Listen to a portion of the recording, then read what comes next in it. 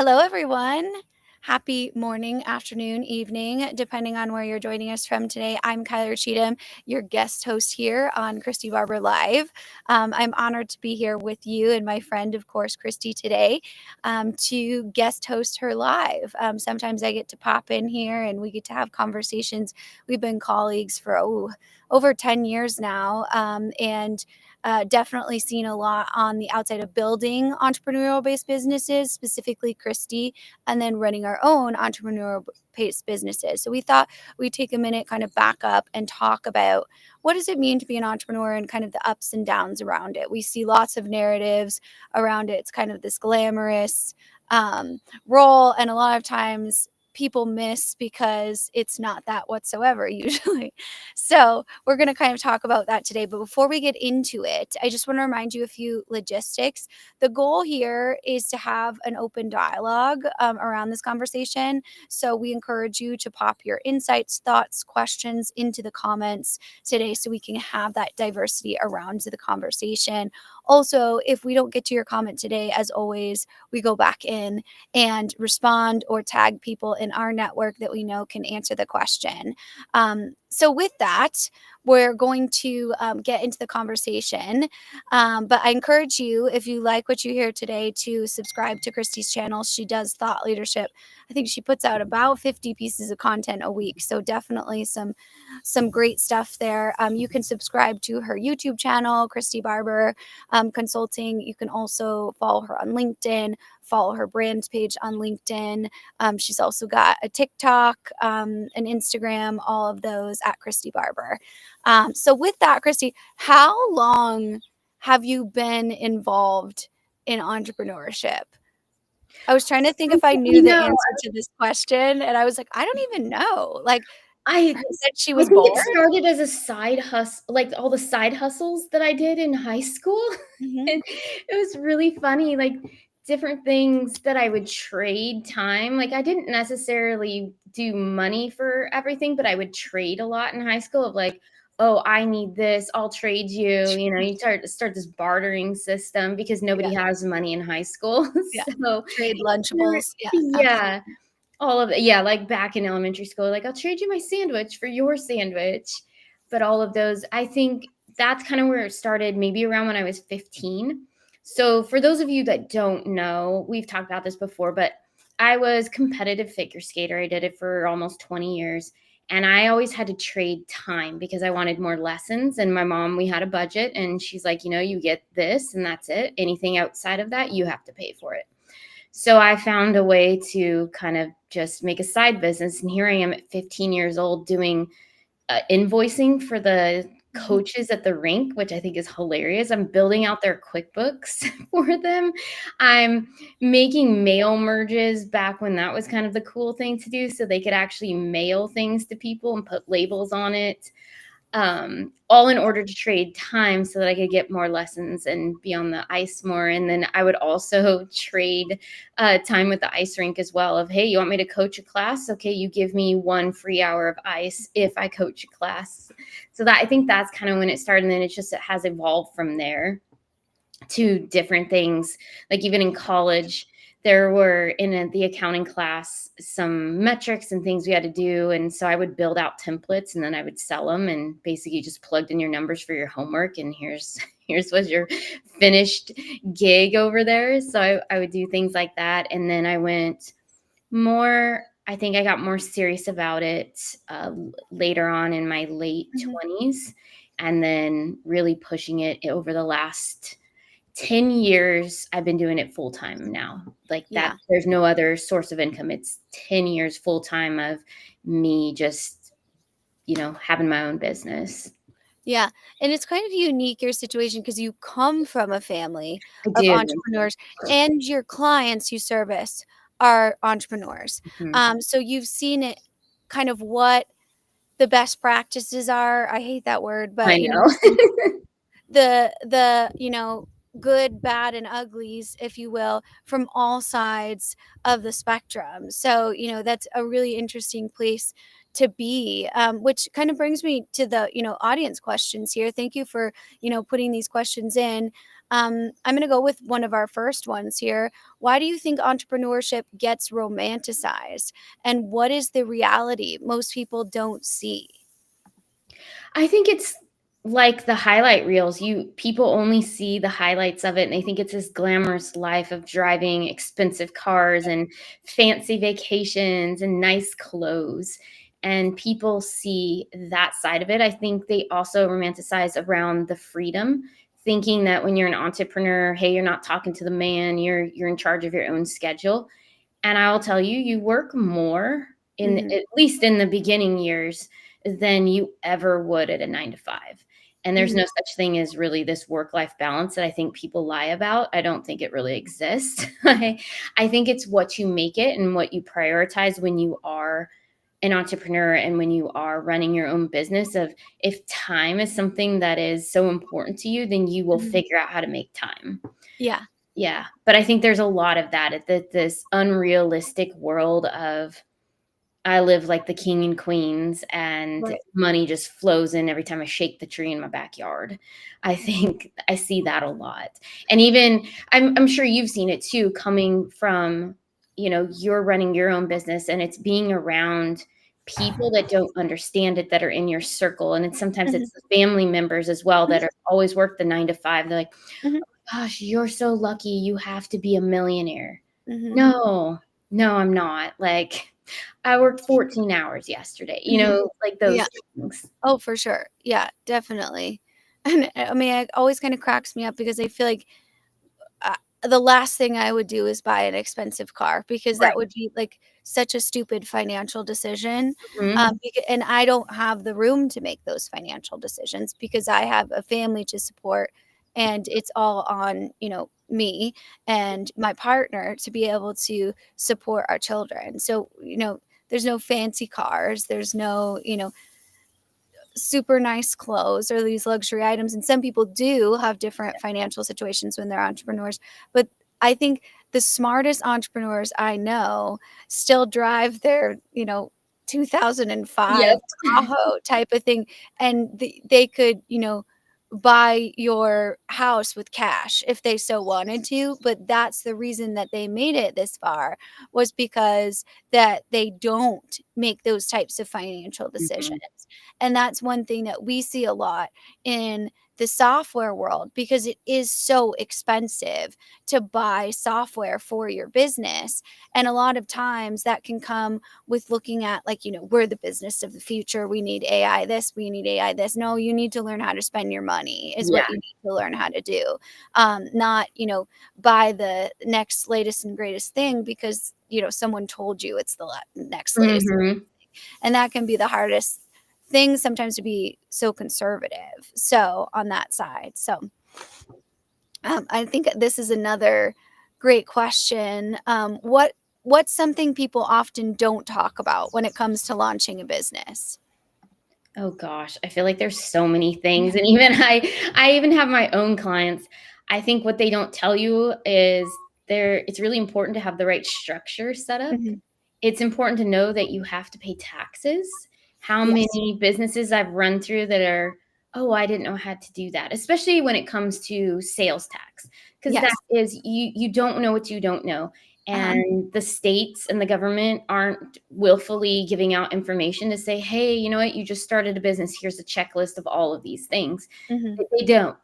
So it's knowing that there's different rules in your jurisdictions and in your industry that you have Mhm. to be aware of, and it's finding those right people to speak to.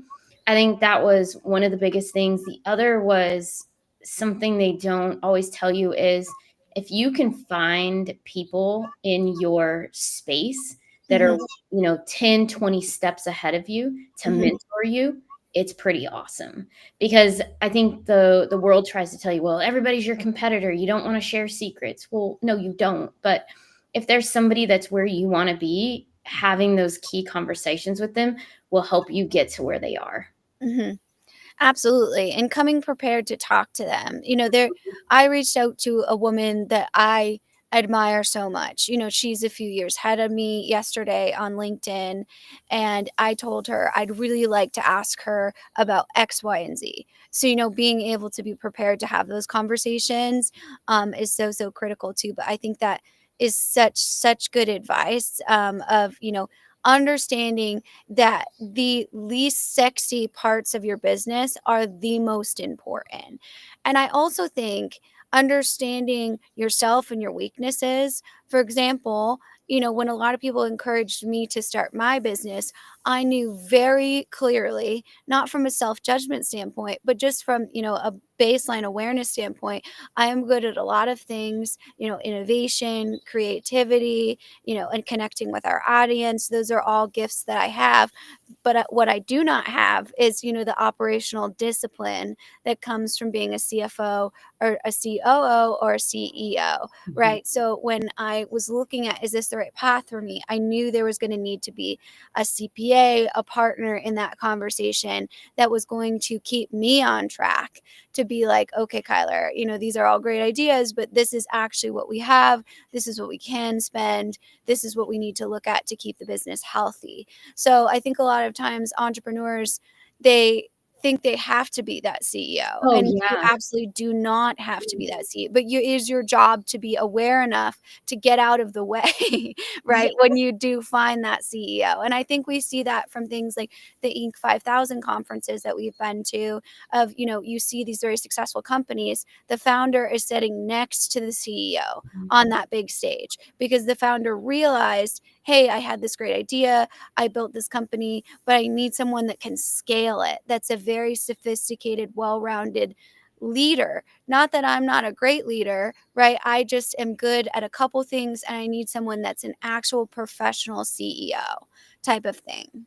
Yeah, it's those things. It's like getting you to the next level. A lot of times, founders can only get to a certain point, and that's when you need to bring in the person that really has that skill set. And to your Mhm. point, look at all the large organizations that have that. I mean, you look at Apple, Steve Jobs. You know, he had Mhm. people stepping in, and a variety of other companies. I think even Amazon. Jeff Bezos is not CEO. I There's don't some. know if Jeff Bezos is if you guys know, let us Put know. his put it in the comment, But but he has a very strong senior leadership team, so does. even if he has that, he has some of, you know, the power players of operations on his side, which, you know, obviously is critical when you run a business like that. Yeah, it is. It's just yeah, there's so many things when you're first starting out that it's scary. It's all and I think some of that is people don't talk about like the fear that comes into starting your own business of just like, all right, we're jumping off that cliff and I'm going to build my wings on the way down. Yeah. It goes back to the previous question of the romanticized version of it of like, oh, you just start a business and everything's hunky dory. Right, I remember, like, there's that podcast, How I Built This, Yes, right? You high know, raz. Yeah. and there's always it always surprises me when you hear these bigger companies, how long they had been in business before people even knew who they were, right? So it might be 8 years, 10 years. I'm not at all saying that, you know, you should be in business for that long without being profitable. We have to remember that there's, you know, a way in which you need to feed yourself or your family during that time. So especially with doing things like seed funding, investor funding, talk about a heavy infrastructure to Mhm. report in on that. That's, you know, no joke, and you need to be, you know, clear and ready to do those types of things. Yeah. Um, cool. Let's go to another question here. If you could ask a room full of entrepreneurs one thing, what would it be? Oh gosh. I feel like this is going to be very different for you and me. Yeah, I think so too. I think mine gosh, I think kind of depends what day actually, Yeah. but overall, I think it's did you ever feel afraid to be successful? Because for some reason I hang out in there sometimes of Mm, when the business is growing, to me that's like, "Oh, this yeah. is like getting real. It's hitting that Mhm. next marker that I've desired to have." But I'm like, "Oh, am I capable of taking it there? Am I capable of doing this?" And then that's when it comes down to kind of that imposter syndrome that creeps Mhm, in of like, "Oh, mhm, am I really doing this rightly? Do I mhm, really have the talent to do this?" And it would just be to ask them, how did you manage the growth when it was going quickly versus when it mhm. was going slow well?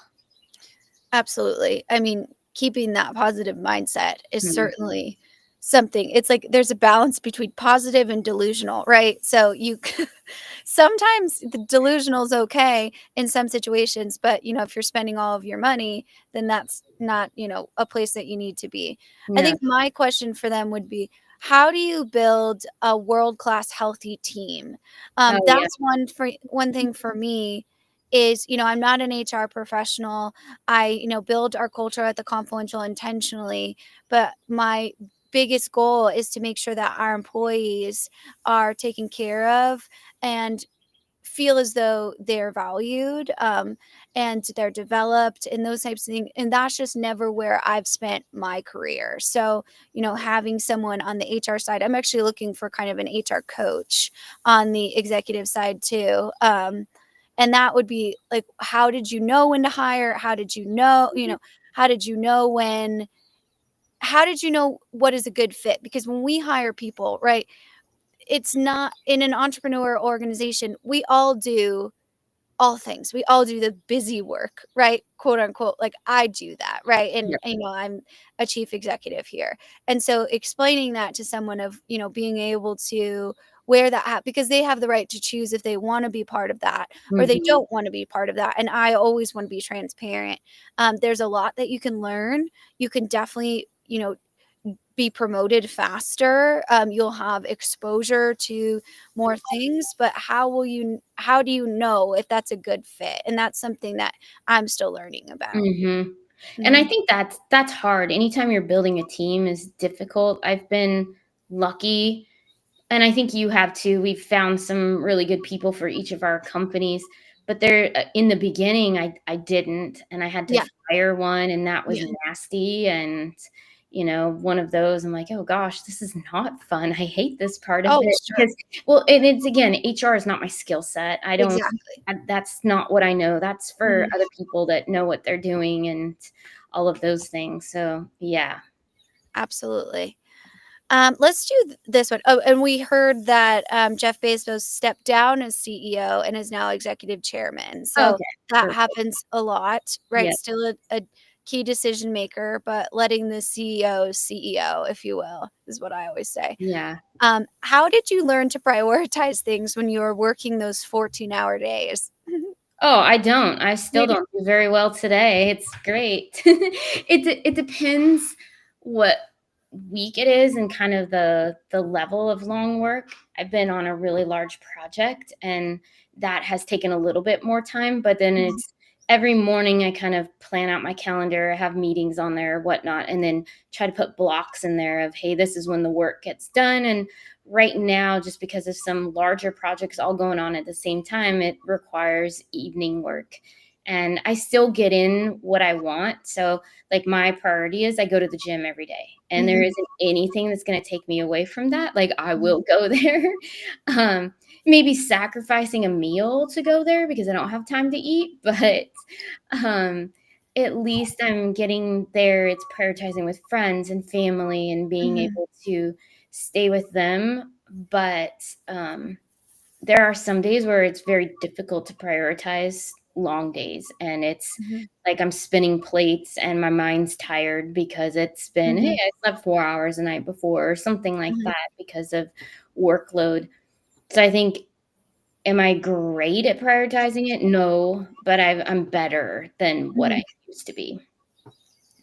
Yeah, and I think a lot of that, I'm obviously a big believer in self-awareness, what is best for you. I think that's how you're the best leader. Mm, And what I've always admired about Christy is she works on the schedule that's best for her. So a lot of times that's great in the consulting world because you have that freedom, but she is a night owl.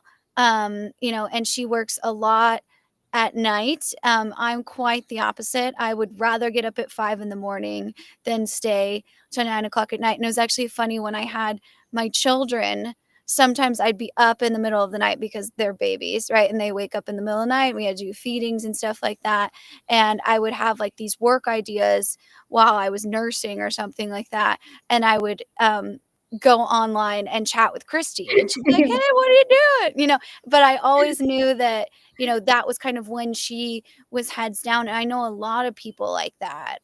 Even my husband, Adam, who is our CEO here at the Confluential, he's a big early morning person. He will get up at 4 a.m. and knock out a lot of things in the quiet because his clients aren't up yet. The team isn't up yet. And you need to be able to kind of knock those busy work out, right? The invoicing, those types of different things. And when you work best. So that is important to know where your flow is and when you thrive. And sometimes you have to do a little discovery to know that, because the last thing you want to do is be in this like ball of stress. Yeah. Figure out what you need. The gym is Christy. I too like to go to the gym, or my priority is I want to take my kids to school every single day. And how do I make that work? Is it perfect? No, I travel for work, right? But it's something that I prioritize when I can. It's never going to be perfect. So if you're like white knuckling through that, then that shows you that you have something to look at there. You need Mhm. to make sure that you're not drilling yourself down into these 14-hour days, because sometimes that works for some people, but sometimes it doesn't work for others. And that's Oh, going to be yeah. the key to success for entrepreneurs, is not burning yourself out. um, you know Yeah, and I think that kind of goes into, if you don't like that burnout is very, very real. Mhm. And it's, when you're an entrepreneur, then it affects your entire organization if you're burned out, which is not great. And Absolutely. I've been there before. That was me last summer. I kind of hit this, like, Mhm. I can't right now and I need a vacation. And I kept the lights on, and thankfully I have a couple team members that can, run things. I took 2 months off Good for you. and just, did a few hours a week, maybe like 10, nothing crazy. And it was very relaxing and able to Mhm. get back Good. to, hey, I'm creative again and I have Mhm. ideas of where the business wants to go. And I'm Mhm. ready to, really give back more to the industry and people and all of that. But that burnout is very real when you don't prioritize things. And Mhm. it's hard to get out of too. Mhm. Absolutely. I couldn't agree more. That's so well said. And I'm glad you were able, to take some of that time for yourself. So, and I'm glad the sprinklers turned off behind me, Yes, because I saw that. don't know if So they that don't was hit you. raining or not. I was like, I have zero idea if, and life of an entrepreneur, right? Right, it's like you never know what background you're gonna be. It's kind of Yeah, fun. yeah, yeah. So let's see. Oh, this is a good one. What advice would you give to someone who's about to make their first really tough call as a leader? That is a great That is a question. great question because that is something that you're never prepared for. Mhm. Um, I mean, I think it's that you can look at it from 2 ways. One is, if you are the sole decision maker, you have no team. You're gonna make a decision very differently than when you Good have a point. team of people that are, you gotta take care of and all of those things. I think in the beginning years of mine, when I'm making all the calls, I had I would always look at, from a financial perspective, what makes the most sense. Mhm. If I invest in this, what is it going to pay me back? Mhm. So a good example would be, hey, I need this coaching. This coaching is $30,000 for the year.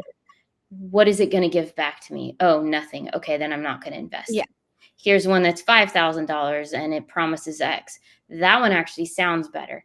And sometimes those pay a lot more than these big ones, but it's also being, how do I want to strategize um, the company and how do I want to grow it and different things. I've pivoted, and I think that's kind of a sidebar conversation, Yep.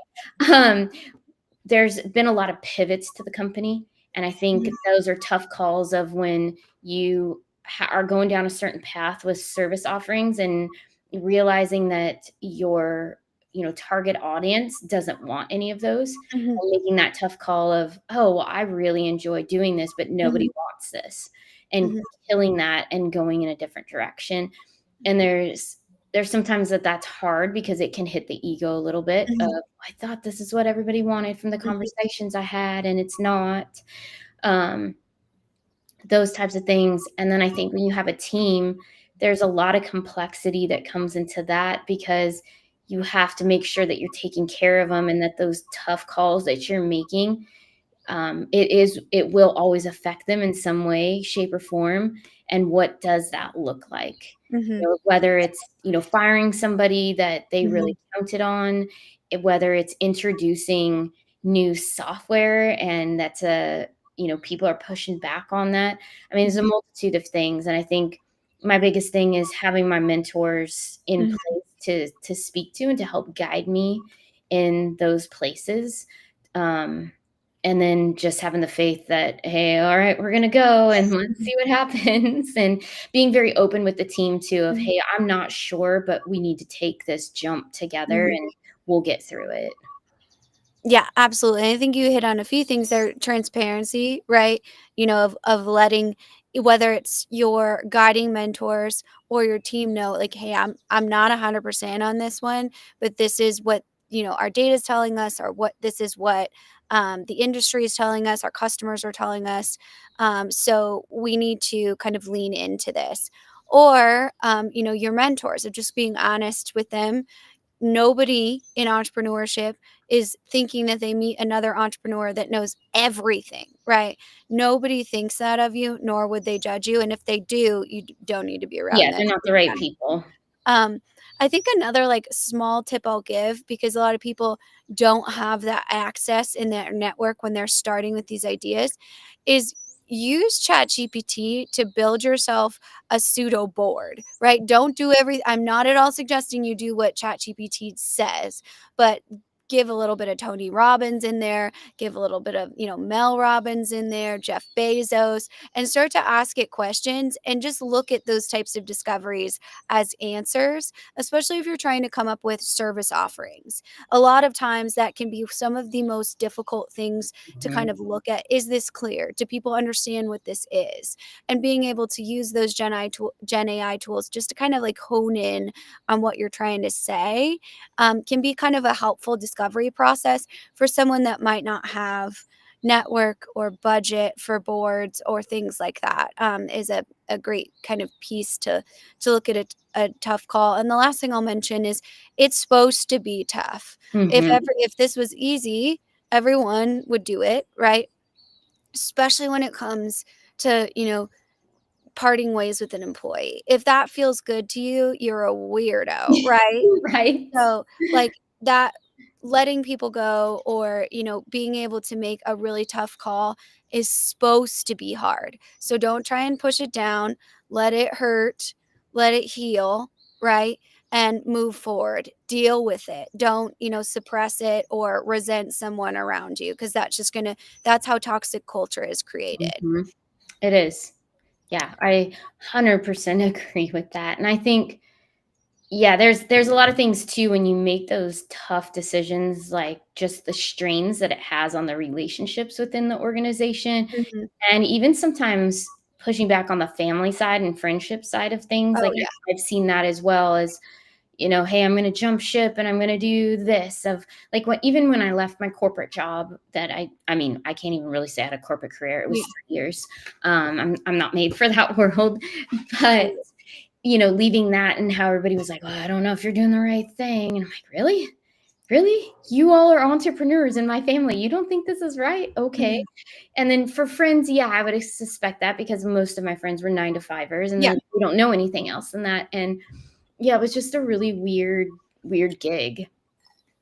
Absolutely, and not everyone's built for that They life, right? aren't. Like, not everyone is comfortable in a situation where you are solely in charge of your finances, right? You're not getting the same paycheck every single 2 Mhm. weeks like you would in a corporate job.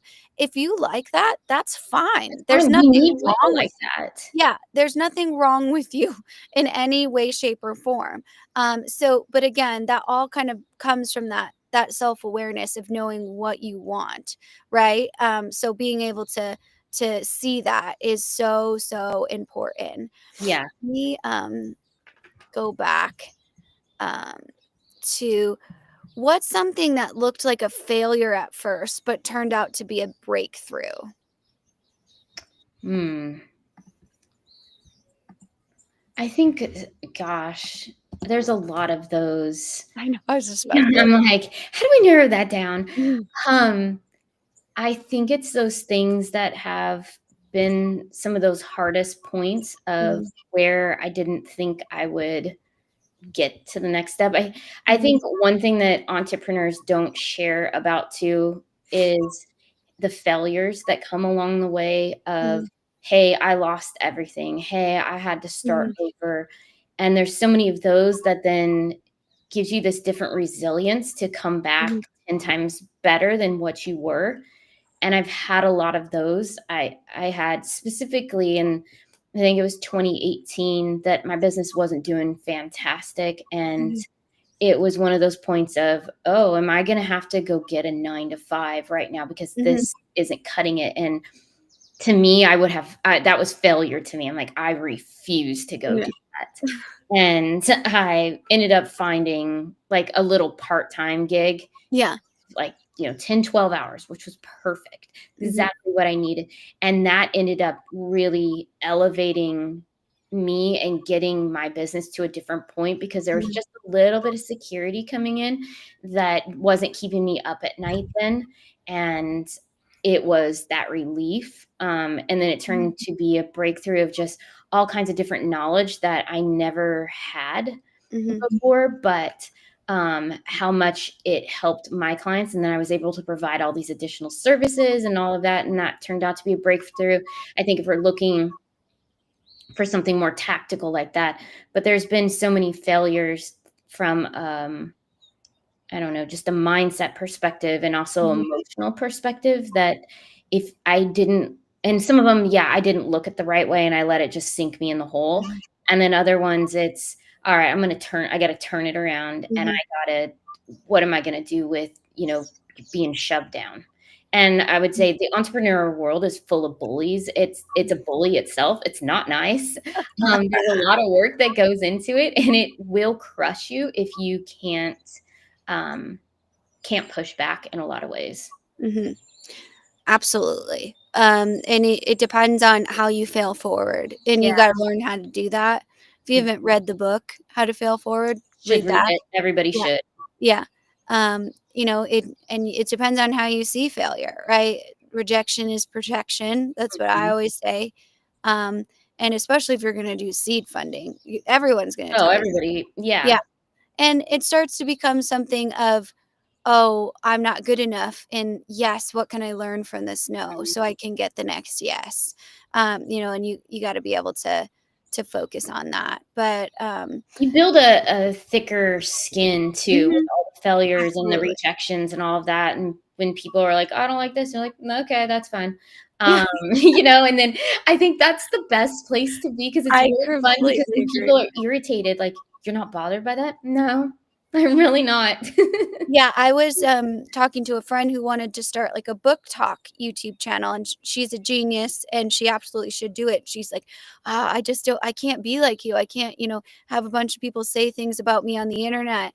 I would take all of that personally." I'm like, "Honestly, not after a while. You start to feel bad for people because Yeah. it's like, what is going on in your life that you would take your time to say, like, 'My glasses are too big,' or, something like that." And like, you have to think about what mindset people are in, Mhm. and how miserable they must be, but honestly, I can 100% say that stuff doesn't bother me Yeah. whatsoever. um, so I think that that piece of it, even, people saying, like, "My ideas aren't good," don't bother me whatsoever at Mhm. all either, because it's just not the right fit for that person. Doesn't mean that the idea isn't good. There needs to be more work on the execution. You need to be able to listen to what the feedback you're getting from the failure, right? Yeah. You need to be able to see past, "Oh, I'm not good enough. I'm not worthy of this." and listen to what they're saying. Because many times that's where you're getting your best business strategies is people saying, I'm not going to give you this money because I don't think X, Y, and Z. And if you're able to hear, I'm not a failure, but there's things that I need to do as far as work on the business, that's where you get that invaluable insight. Mhm.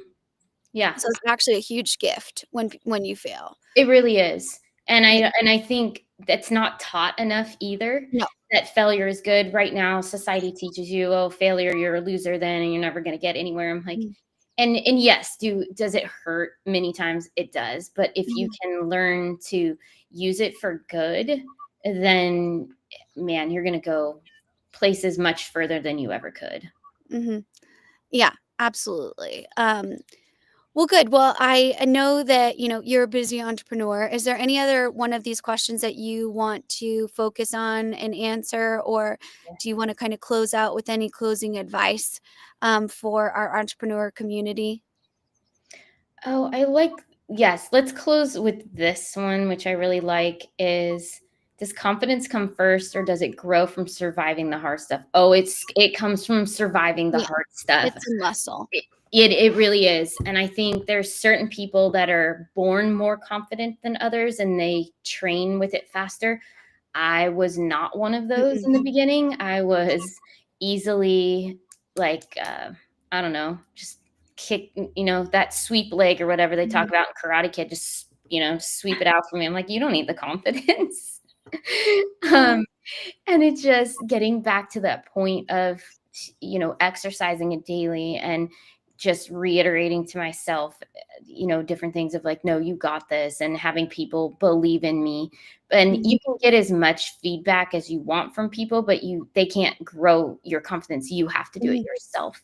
Yeah. And that's where it comes from, then having it. And I've noticed as that muscle has grown, you don't just become confident in business, you become confident in a lot of other areas of your Mhm. life. And I've had people even compliment on that of like, "Oh, Mhm. wow, you're really showing, blah, blah, blah, this." And I was like, Yeah. "Oh, cool. I hadn't realized that yet," because Mhm. it's still something I'm working on and will always work on because it doesn't come naturally to me. Yeah. Most certainly. Yeah, Yeah. I think it, especially as women, I hate to generalize in that way, but women in Mhm. technology, especially women in software, we're still the 18%, Yeah. right? It is a very, very big minority. So being a female founder under 40, a lot of times is um, an interesting experience. It is. And you have to be able to know. That's what, I mentor a lot of the younger females. Of course, you're not gonna walk into a meeting and be like, "I am so that comes with age and wisdom, as does a lot of other confidence. That's why people say, your 40s are your best age because you don't care, what people think because you had that life and that wisdom. So practicing that is just like practicing any sort of skill, seeing and reframing those things. Rejection is protection. Building that confidence in your ideas and yourself is just that building, right? It takes Yeah. time to do, time and practice. A lot of times, we see men walk in the room and they are incredibly confident, because they had a different experience in life. Does that mean they suck? Absolutely not, right? It just means that there is a different, socialization when it comes to women in technology, that we're trying to buck that curve. That's why, Christy and I do so many volunteer women in tech events, because we believe that there's a lot of opportunity for people in this field that aren't often see that. As someone, who's in the software field, I wasn't even allowed in the computer science building in college because I wasn't quote unquote smart enough, which, is just an ignorant way to look at things. Now I lecture at universities across the world. So it's something that just comes with time and remembering everybody has a different definition of what you should be. And if you chase everybody else's definition, you're just creating noise in your head and you're not, being able to prioritize. You have that cognitive dissonance of, my mom thinks I should be this, my Yeah. dad thinks I should be this, my sister thinks I should be this, my mentor thinks I should be this. What do you think you should be? And that comes with a lot of work, to be able to know your strengths, know your weaknesses, and that's where confidence comes from, to walk into the room and say, you know what, I'm not really good at that. That's not my, it's not my forte, but I know so and so who is really good at that. Let me give you their number, type of thing. So, Yeah. Well, and going back to that point of where everybody's giving you their opinion on what you should mhm, be, and confidence does come into that too, of saying, mhm, "No, this is not what I you wanna do you. do," or, Yeah, "Yeah, no, what, that's a great idea, I'm gonna run with it." And I've had a lot of that. For some reason, I attract people that love to give me unsolicited advice and opinions, and it's hilarious, and the lady that cuts my hair is the same way. So every time. hairdressers are the best, you Oh, know. she's awesome, and every time I go in to get my hair cut, she's like, "You would not believe what somebody told me today," and I was like, "Ooh, I wanna know." Yeah, love the We just laugh hairdressers. Yeah, about it because it's just so silly, and a lot of times it's just people's lack of confidence, yeah, and they wanna project it back on you, but it's just, "Yeah, you should do this, you should do that." Now, I don't wanna do any of that, but, mm-mm. thanks for letting me know of what I Yeah, should do with my life. yeah. Yeah, thanks for the ideas. That was cool That conversation, like, that was great. no problem there. Yeah, it's always funny. I often, when, I'm talking with someone who wants us to invest in their company or wants a job and we're at a place of service, watch how they treat the service Yeah. workers, 'cause I care way more about that than your Mhm. Harvard MBA. Yep. I promise you, I don't care. Those types of Degrees are a joke in a lot of ways, and that's a whole 'nother topic of yeah, how I really hate school, but, yeah, um, yeah, there's so much more in the little details of how somebody mhm, shows up that will determine if they're a good employee. absolutely, 100%. Well, this has been a really valuable conversation. Yeah. Thank you for taking the time to share with us. Of course, if you're watching this on replay, drop your questions in there or even your insight. Feel free to go in and answer the questions. Again, no entrepreneur path is the same. So, being able to exchange those ideas is really how people get that really collective mentorship from the community here that we've built. So, Christy goes live most every week. I encourage you to follow her to get some great information. You can also see her previous lives on her YouTube channel, which are entrepreneur advice, financial technology advice, and just small business technology, ERP advice in general. So highly encourage that. Also, thank you to all of you who put comments in today. It really makes the conversation way more dynamic when we can have your thoughts involved as well. So thank you to the audience. Thank you, Christy. And